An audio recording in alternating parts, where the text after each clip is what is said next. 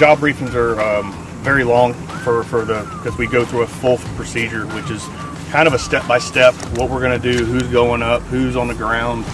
We have an observer that's on the ground that his one and only job is to watch 2 guys in the bucket. And we do always have 2 guys in the bare hand bucket. We always have an observer. Yeah, we're definitely keeping an eye out for each other, making sure that everybody's safe. One of the major things that we have to focus on is that we have to keep our minimum approach distance, which each voltage has a different minimum approach distance.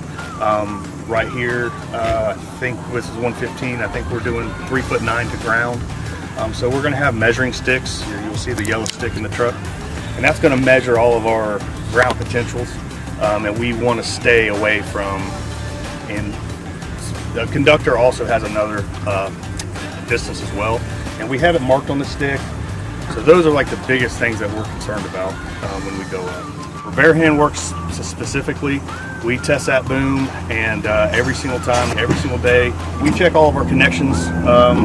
We check our corona rings. We check every single thing, ohm out all of our connections, and just like what he's doing now, getting it prepped for the aerial work. Obviously, we go through our bare hand suits, but for the most part, testing the boom, wiping it down, making sure everything's clean and clear is really what we try to focus on.